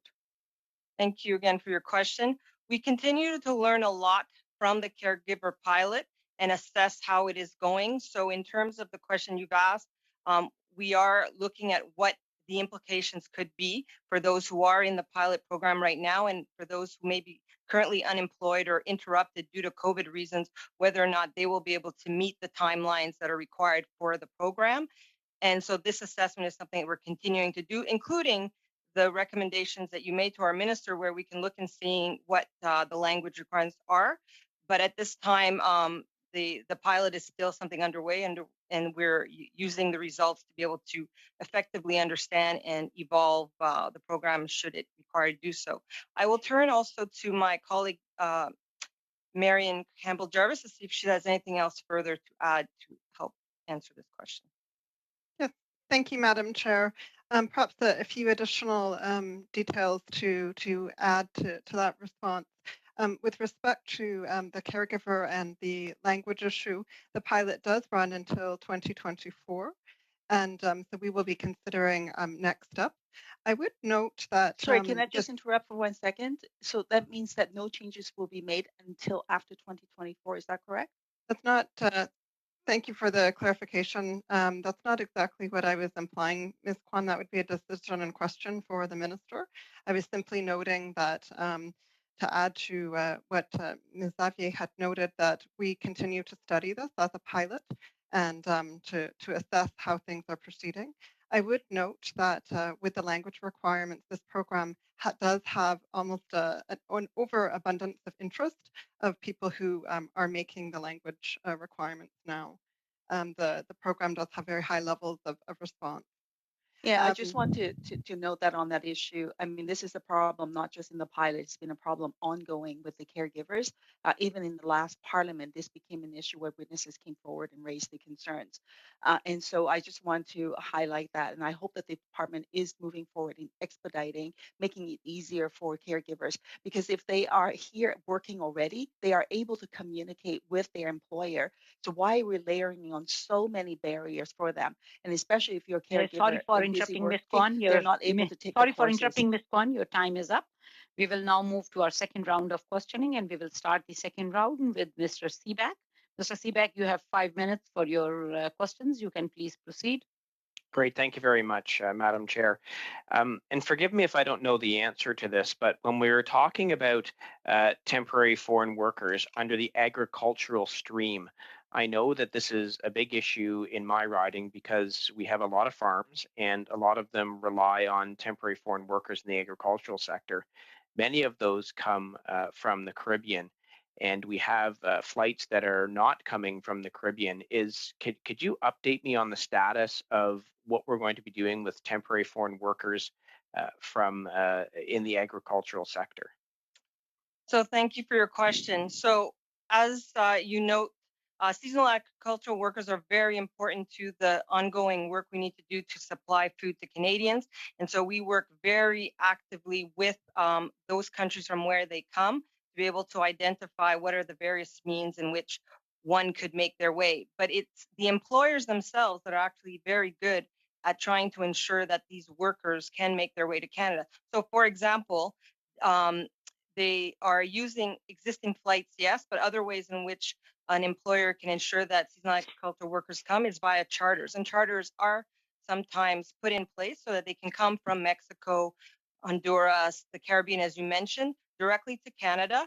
And despite the restrictions we currently have, temporary foreign workers are deemed, and seasonal agricultural workers are deemed essential to the supply chain. And so all necessary elements are being made for those that have the work permits at hand to be able to make their way to Canada.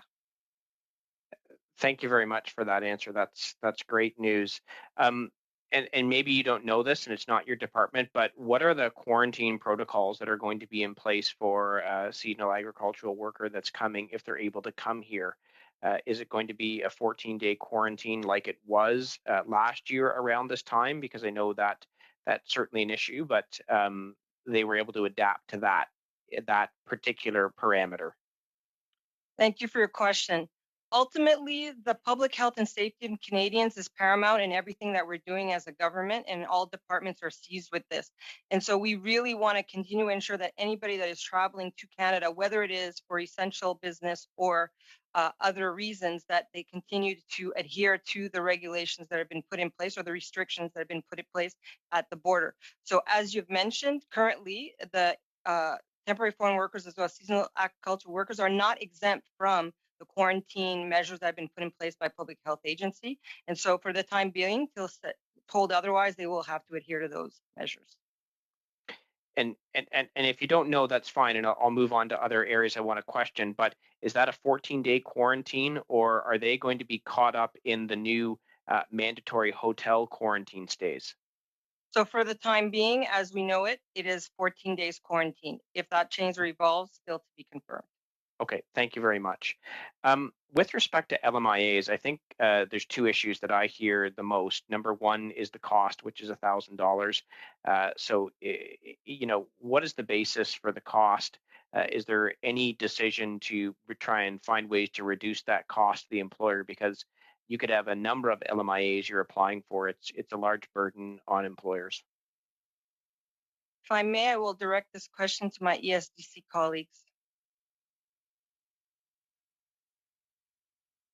Thanks for the question. It's true, there is a fee that is in place for certain parts of the program. It's important to note that employers in agriculture are exempt from the fee currently, and that applies to over 60% of the positions in the program. Other employers are subject to a fee, partly to cover administrative costs. We are continuing to look at the fee and whether it's set at the appropriate level, and whether adjustments need to be made in line with the cost of the program. And so that's work that's you know, ongoing with a lot of other elements that we're looking at in the program. I know I have about 30 seconds left. How much has processing times for LMIAs been affected with respect to COVID? Do we have a large backlog? And if so, are you tracking that backlog and have a plan to reduce it? I can say that, interestingly, the processing times have actually reduced by about a third during the pandemic. And, you know, we have been working with our Service Canada colleagues to streamline the process. We have a new online application system as well to reduce some of the burden for the application. So those are starting to bear fruit in terms of our processing. Sorry for interrupting, Mr. Mehta. The time is up. We will now proceed to Mr. Dong. Mr. Dong, you will have 5 minutes for your round of questioning. Welcome to the CIMM committee. Thank you very much, Madam Chair, and it's always a pleasure to be on your committee. It's pretty well run, and I'm happy that we have ministry officials answering questions. So I have a few concerns. Well, not a concerns, actually, information seeking mission, I guess. I was very excited about the announcement about cleaning up the express entry pool or inventory back in the beginning of, or I think it was mid-February, the first week of February. I was really excited about that because I know over 20,000 applicants was being waiting patiently and being very anxious about the effect of COVID, seeing their application now actually receiving a surprise invitation from the ministry. And I know that over 70% of those applicants score over 400 points, which is quite impressive, which means that they have a lot of, you know, working and study experience in Canada will help them to integrate really well into our workforce. My guess the concern is that do we have enough staff power to process all of a sudden these 20, I think it was upwards of 27,000 applications, whether or not it's going to cause sort of a lengthy delay or backlog in the system? Thank you for the question. So as the minister stated, and as you are well aware, we have a very ambitious mandate to meet in this calendar year, and we're committed to achieve it as much as we can. And so the call that was just put out in the express entry, as you mentioned, went out to 27,000 invitations, and it's definitely going to help to achieve that goal. And as you've outlined, these are very qualified candidates who have been in Canada and who will be able to continue to assist us in improving our recovery and our economic prosperity.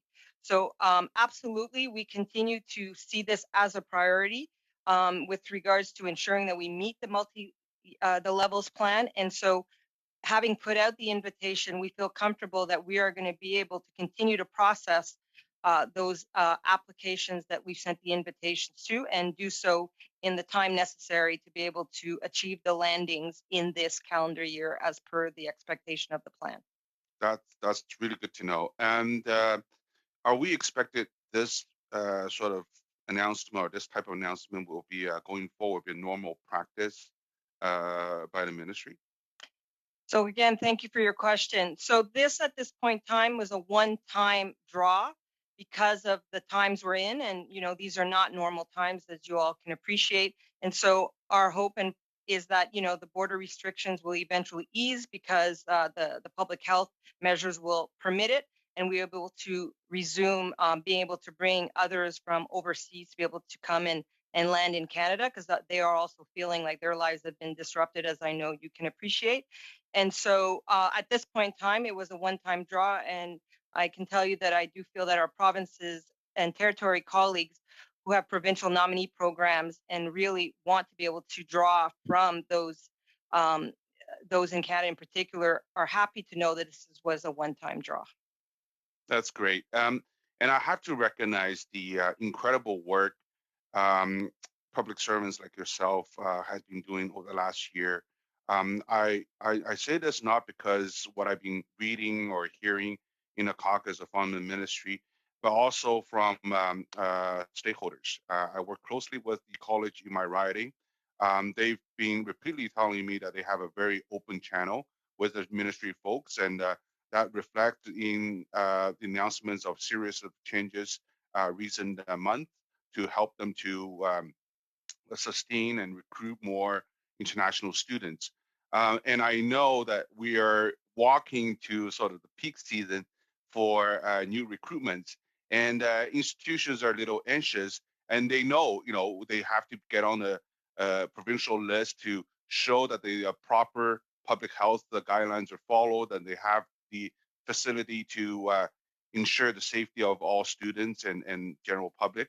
But they are wondering, as they go out there to recruit international students, are our officials abroad, especially from the main source countries, ready to process those applications in time for the student to arrive?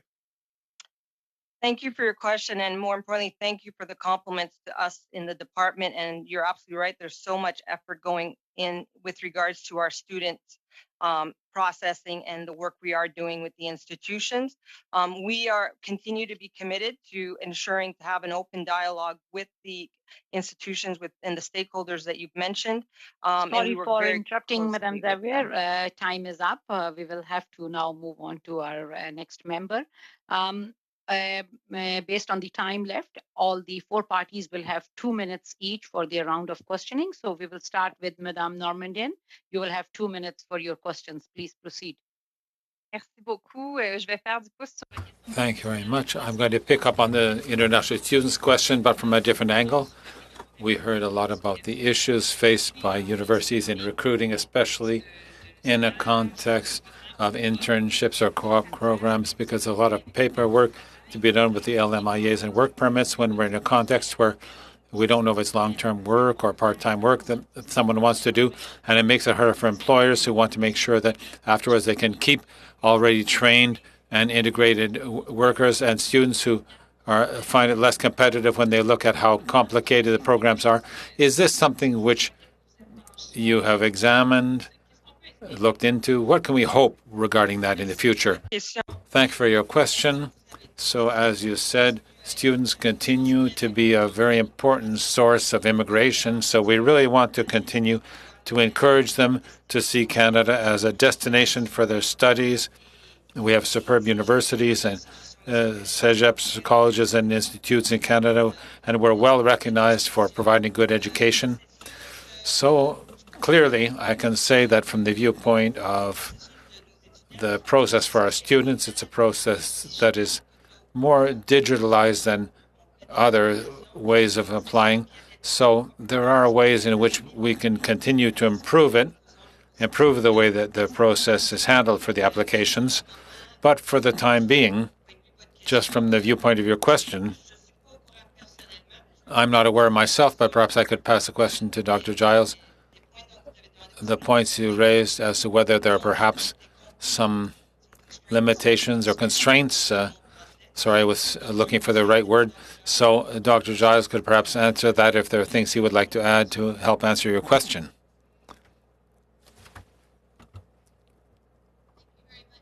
So in terms of the processing for study permits, as the Associate Deputy Minister mentioned, that is a top priority for us, and we do have the resources allocated. And I'm very pleased to note that we have been, even in 2020, in the most difficult of interrupting. Sorry for interrupting, Dr. Giles. Time is up. You can provide in writing answers to the questions to the clerk also. Now we will move on to Ms. Kwan. Ms. Kwan, you will have 2 minutes for your questions. You can please proceed. I've written to the minister about 2 caregivers who were infected with COVID-19 from the employers, and I have not yet received a response from the government. I hope that the officials can follow up with my office on that. One of those caregivers was fired by the employer while she was in quarantine. So my question is, what effort is being done to support the caregivers in these kinds of situations? And would the employer who deliberately withhold a positive diagnosis would be grounds for acceptance under the Vulnerable Foreign Workers Program? Thank you for your question. So we can definitely follow up with the correspondence that you submitted to the minister or directly with your office in terms of the 2 specific cases. We can surely do that, no problem. With regards to the impact to the employer in this case, I'm going to refer your question to Marion Campbell-Jarvis. Just in light of time, I wonder if we can get that response submitted to the committee so that everyone can take a look at that as well. And I'm going to move on to another question. How long does it take for IRCC, or does IRCC envision that we would be getting back to normal processing standards with respect to AORs? This is about 1 year behind time. Caregivers have seen some of the most drastic increases in the number of days to receive their ALR, from 39 days to 344 days. So I'm just wondering, when can we expect normal processing time? What is being done about that right now? And finally, caregivers, does the 3-day hotel quarantine apply to them? Thank you for your question. So as has been stated, we are working really hard to ensure that we can continue to process all the applications in the business lines we're receiving. We have prioritized those that are the ones where people are permitted to enter Canada for reasons of work, for example, as per the caregiver program. And so these continue to be priority processing that we are doing. So I will ask Dr. Giles to give you a little more precision on your question, but Madam Xavier, time is up. So can we get that answers, Madam Chair, submitted to the committee? Dr. Giles, if you can submit the answers to the committee, that would be really great. We will now move on to Mr. Hallen. Mr. Hallen, you will have 2 minutes for your questioning. You can please proceed. Thank you, Madam Chair. Given that LMIEs are being refused in economic regions where the unemployment rate exceeds 6% for certain positions in the accommodation and food sectors and retail trade sectors, what is the projection for the number of LMIEs that will not be able to be renewed? So I would direct that question to our colleagues at ESDC. Thank you for the question. I think it's something we'd have to get back to you on to see what the implications there. I don't have those figures for. Sure. And those can be provided to the committee. Of course, and along with that, just 2 more other questions along with those is how many businesses are potentially impacted and what types of positions will see most LMIEs refused? Just those 3 questions together if we could. I'll move on to just owner-operators really quickly. How many owner-operator applicants were approved in 2019 and 2020? Again, apologies, I don't have those detailed statistics, but we will get them to you, of course, following the meeting. And if we can get a breakdown of the industries for that as well, that'd be table, that'd be great. and how many of those were created, like new jobs as well? If we can get that table, and if there's any type of comparison that we can do from previous years. Yes, we'll do our best to get you the numbers you're seeking. Perfect. Thank you. I'll just take the rest of my time to thank all the officials for all the hard work that you've been doing throughout this pandemic. Thank you, everyone, for being in the committee. Madam Chair, I don't know how much time I have left. It's 15 seconds. Yeah, so I'll just say thank you again for everyone, and hope everyone has a pleasant weekend. Thank you very Mr. much. Helen. Now we will end this panel with Ms. Dillon. Ms. Dillon, you will have 2 minutes for your questions. Good evening, and thank you to our witnesses for being here today. My question is going to be brief, and it's for any one of our witnesses. Economic immigration will be integral to the recovery of the country as we look to ensuring that Canada harnesses all skill levels available to strengthen and fill labor gaps and market vulnerabilities. The new levels plan will be important to facilitating work from every skill level. One economic stream has been helpful in attracting high growth companies that allows Canadian employers to have access to global talent. Can you please provide us with an update on the status of the global skills strategy? Thank you so much.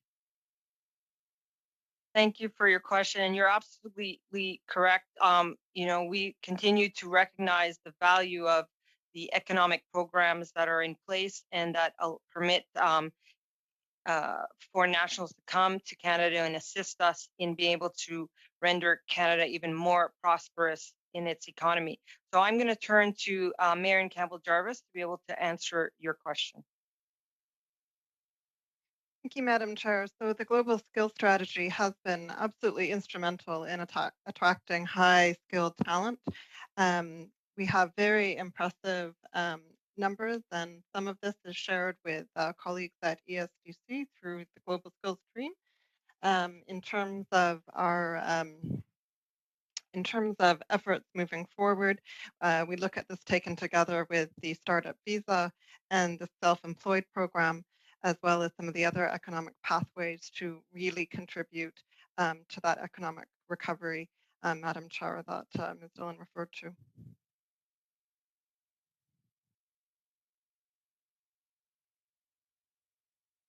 Ms. Dillon. How much time do I have left? It's done now.